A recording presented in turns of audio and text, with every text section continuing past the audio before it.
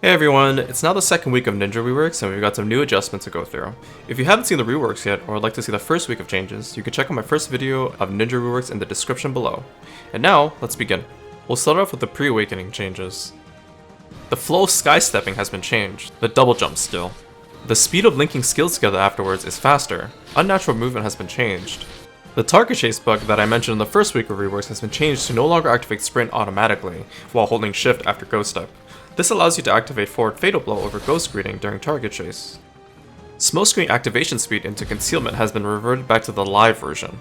Shadow Clone's back movement distance has been reduced. Skill effects more accurately reflect the actual AoE.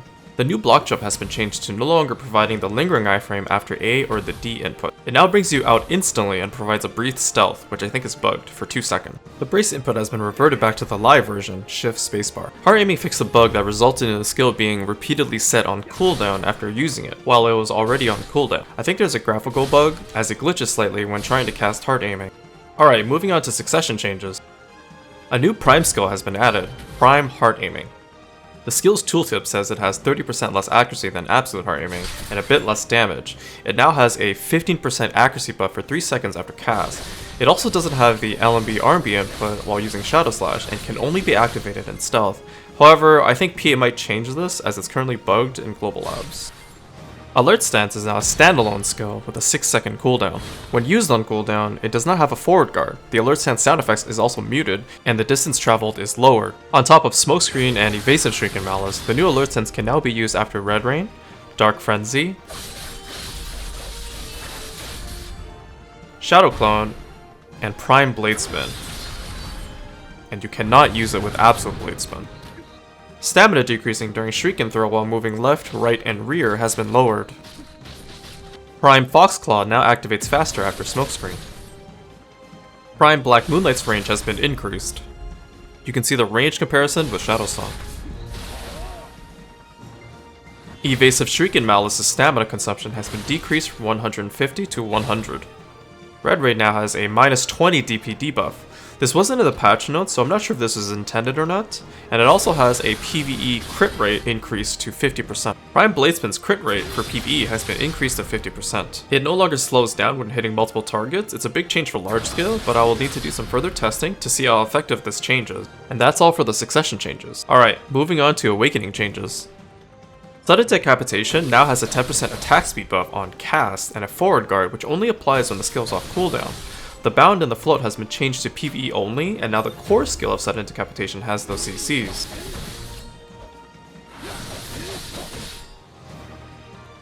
Drastic Measure now has a super armor on the swing, meaning the skill has a lingering super armor. However, the bound was removed. The core skill of Drastic Measure now has the bound version. Vacuum Slash now has a forward guard on all hits, and can linger the forward guard a bit after the animation. It also has down attack. The final slash has increased the number of hits by 2. When using the core version of Murderous Intent, the super armor's duration has been increased.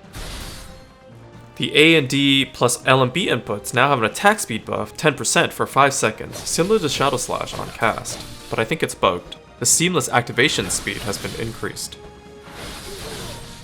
Flow Mach Explosion has been changed. You can now activate it after flashing light by holding R and B, and linking to other skills have been improved so that it continues smoothly. Serpent Ascension no longer slows down when hitting targets. I'm not 100% sure how this works with different speed buffs. It might be bugged depending on what speed buffs you have on.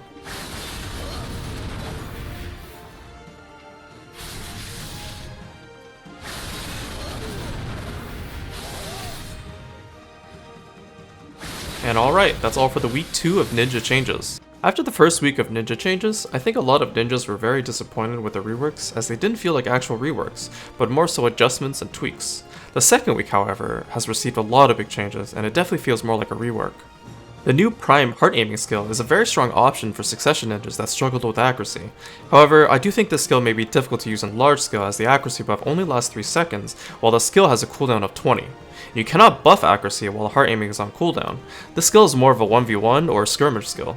I think the new alert stance is a step in the right direction for Succession Ninja, however, I do think it needs quite a bit of tweaks for it to be fluid and efficient. I think Prime Black Moonlight is a better option for alert stance than Red Rain or Dark Frenzy. It's a much better form of engage with longer range, and because Red Rain and Dark Frenzy are both animation locked when casting, thus making the use of alert stance very slow and clunky.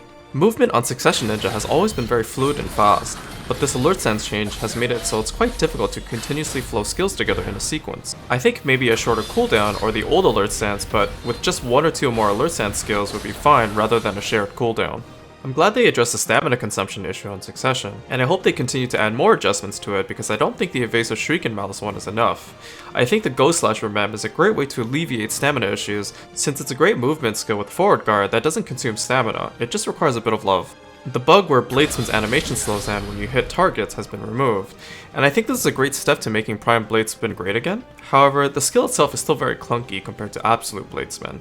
I think I personally would just prefer Absolute Bladesman, but Prime Bladesman's tooltip numbers and access to the ebuff dots, the alert stance, the cooldown, and the animation cancels to Fast Claw and Block Jump. The Awakening changes were great and far exceeded my expectations. Giving Vacuum Slash and Sudden Decapitation forward guard is a great way to add filler damage without risking getting debuffed or SA traded to Oblivion. It's also a great damage option that's outside of Serpent Ascension. Removing the slowdown effect from Serpent Ascension when hitting targets is a good change. However, I think the Serpent Ascension is still too clunky, ever since it combined the transition version. Most ninjas would prefer the original one-wave Serpent Ascension that we had a few years ago. The drastic change is a pretty good option for Awakening ninjas as we don't really have a lingering super armor anymore. However, with the change, Ashura, Awakening ninja's class buff, has less of an impact on drastic as it no longer provides a super armor on swing, since the bound has been removed to the core version only. Maybe apply the bound while Ashura is active, rather than the extra super armor on the swing.